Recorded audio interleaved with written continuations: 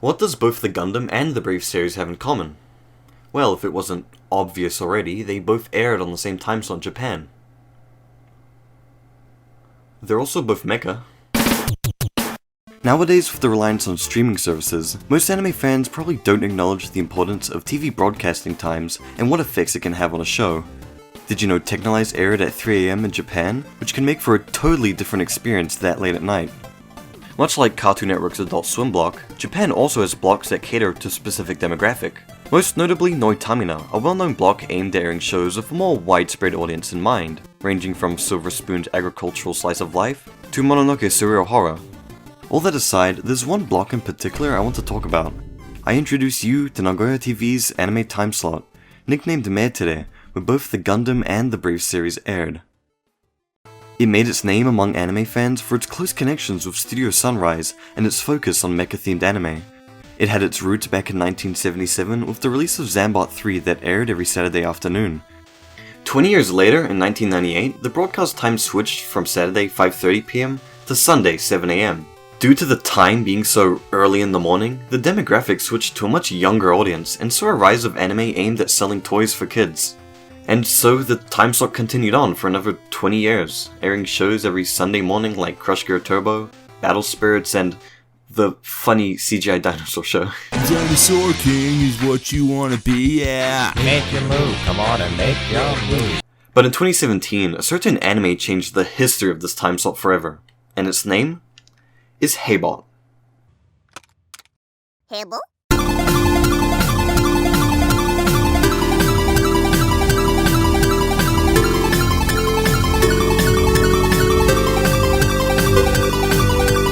Don't be surprised if this is your first time even hearing about Heybot. First airing back in fall of 2016, it never really got much attention among Western anime fans. The only information you can find for the show is all in Japanese. Though it's not this way due to inaccessibility. You can legally watch the entire show on Crunchyroll with subtitles. With such easy access to the show, why is Heybot barely talked about much in the anime community? Well, it's not exactly hard to see why.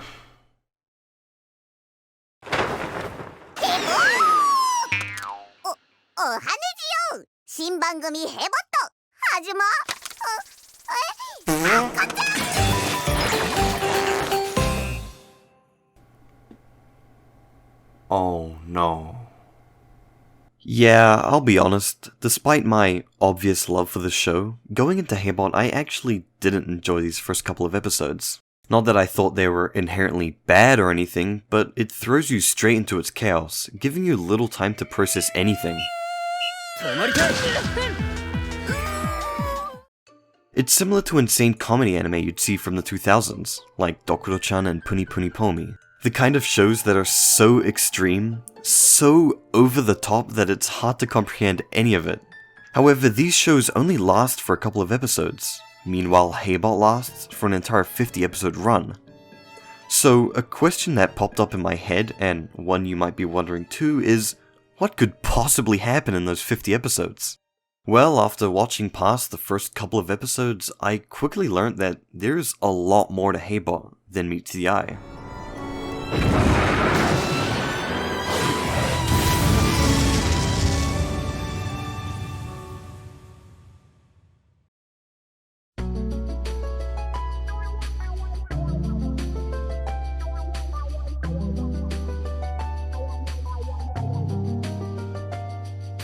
The studio behind Heybot is the newly formed Bandai Namco Pictures, a spin-off of Studio Sunrise that handles anime primarily aimed towards children.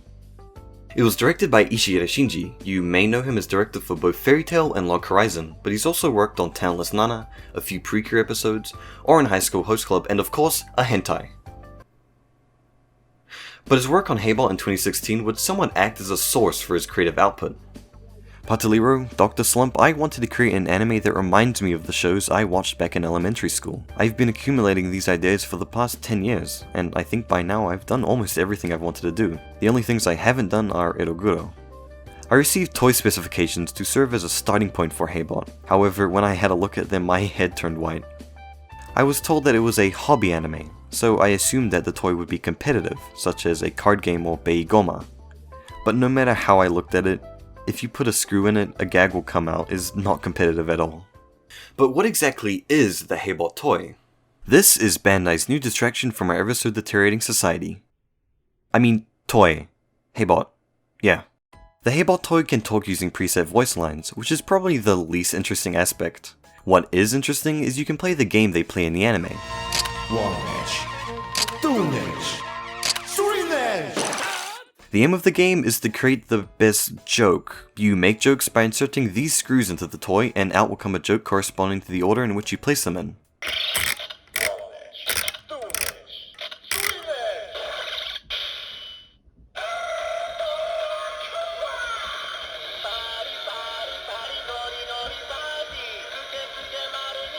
You're supposed to battle against others to make the best joke, and that's calculated by screw energy, which is yelled out by this man at the end of each joke.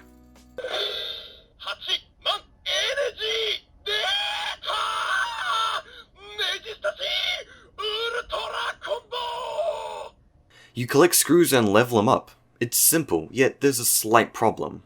As Ishihira mentioned, the toy itself isn't exactly competitive, and unlike other toy-themed anime, these battles only last up to 2 minutes. So how can you turn this into a 50-episode anime series?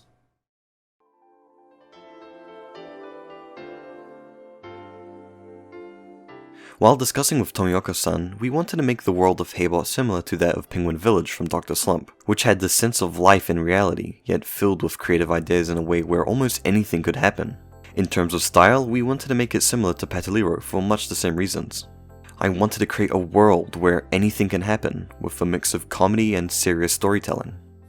The humor in Heybot is almost like the complete opposite of slice of life comedy, where you're presented with a laid back relaxing world filled with lovable characters exploring interesting locations and ideas.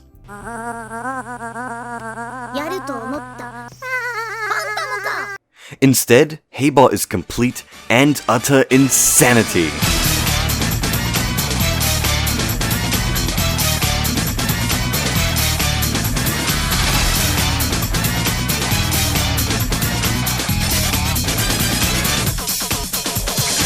It's extremely fast-paced, and trying to make sense of it all will just leave you confused as more and more information is shoved in your face, and it's honestly amazing.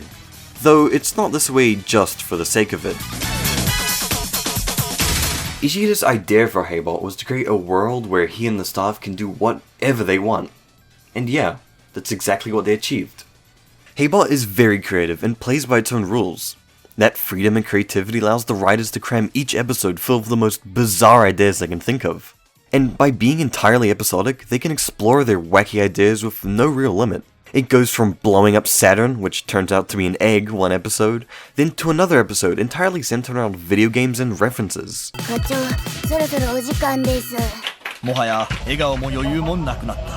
Then to another episode where they quite literally go to hell. The show almost feels like it was made entirely for the staff themselves. It's filled to the brim with obscure references and inside jokes, and the staff love to bring these jokes back and expand on them at seemingly any moment. Take this oddly prominent farting macaroni, or Memiko, a girl with abnormally long legs who, strangely, are both developed by the end of the series, despite both obviously being some stupid idea someone came up with. And there are tons of these ideas all throughout the show. It all creates this unpredictable atmosphere where almost anything can happen at any moment.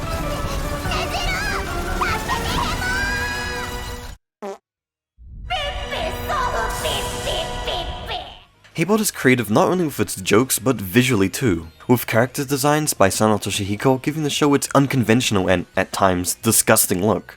The show is filled with weird imagery, and there always seems to be something happening in the background completely unrelated to the actual episode. And that's where the majority of Heybot's comedy and appeal lies in. It's weird, it's creative, it's over the top, it's wacky, it's chaotic, it's brain melting, it's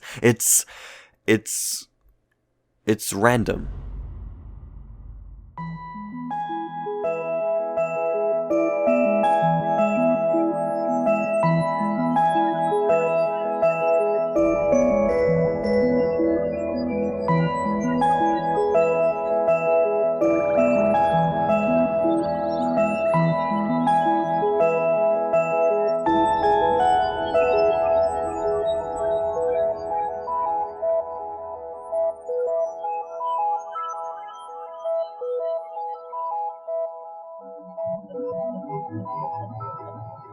There's just something off about Heybot. As you watch further into the show, you notice that behind all the chaos and weird humor, there's something building. But what exactly that is isn't explicitly shown. Rather, it slowly reveals itself over the course of its 50-episode run. It's like you're watching this world slowly fall apart, slowly spiraling into madness.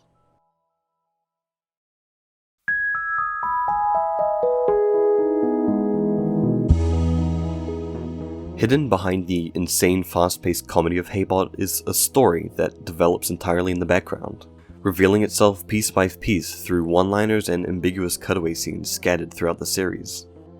These massive world-ending events taking place are barely even mentioned in the first half of the show, despite it all developing entirely in front of you. But this show is oh so random that you don't really notice it. It's not until the later half of the show you realize that, in retrospect, very little in Heybot is actually random. The staff are in complete control of the show, because despite having the freedom to do whatever they want, almost every detail was thought out and done with a purpose. At first, you wonder why has the shop turned into some weird looking lizard thing, and then later they give an actual reason behind it. And it's not just this, there are hundreds of these seemingly random elements that all have a purpose and contribute to something much larger. Whether that be one big punchline or just to progress the surprisingly cohesive story. In the last few episodes of Heybot, you're literally watching as this entire world falls apart, and everything that happens all builds up to a genuinely amazing climax. What makes Heybot shine, and what makes it so fascinating to me, is its use of comedy to create a unique way of storytelling.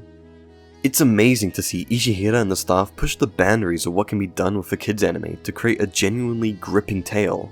And I'm all for it. The pure creativity behind this show is incredibly charming, and I can't imagine it working any other way. Also, hi cat. Heybot is awesome! What started out as this weird comedy anime about a robot who shits himself turned into a story that really resonated with me. However, there is another factor that makes Heybot all the more special, and that's, Sunday? In September of 2017, Nagoya TV announced that they'll be ending their Sunday morning anime time slot and replacing it with a news program in October. The 40-year legacy of this time slot was to end, and the final anime to air on it was, you guessed it, Heybot. Heybot? With such a monumental time slot behind its back, Ishihira had to somehow make it end with Heybot. Sunday to Heybot is quite literally the world these characters live in. They only ever exist during the time they air on TV. Episode 50 explores this idea as the characters learn about their forever repeating world. However, as the characters learn of their fate, they refuse to let the show end, replacing the show with dumbed-down remakes of Heybot, causing a perpetual loop of Sunday.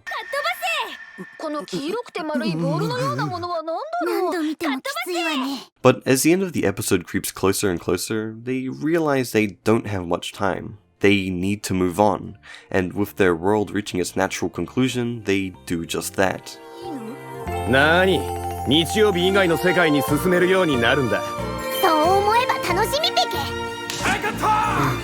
どういうこと？このアニメを見た人たちが思い思いのエピソードを考えてくれればいいペケ An upside of being a fictional character is that as long as people remember and care about you, you'll continue to exist.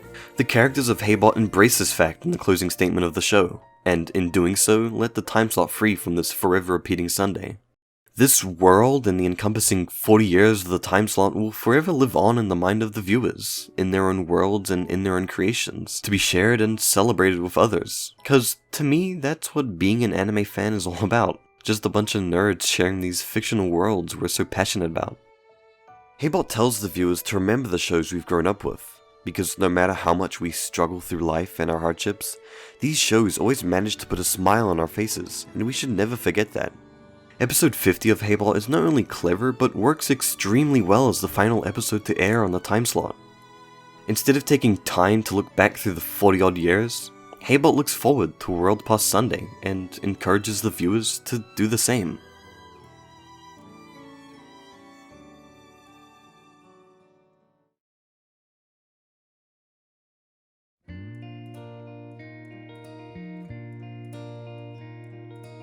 Hey, if you made it this far into the video, thanks for watching. I hope you enjoyed it, and I hope this video will convince you to give Heybot a try. There is a lot to this show that I haven't covered in this video, but I'll leave that for you to explore. Heybot is an experience worth having yourself. This is my first scripted video, so any feedback in the comments would be greatly appreciated. Or if you end up watching Heybot after this video, or if you've already seen it, leave a comment on your thoughts on the show. I'd love to hear about them. I want to make more scripted videos after this one, so consider subscribing if you're interested in my videos. As for social media, I have a Twitter you can follow, that's about it. I also have a MyAnimeList account if you use that. Anyways, that's it from me. Goodbye. I'm gonna go sleep. It's not that fucking...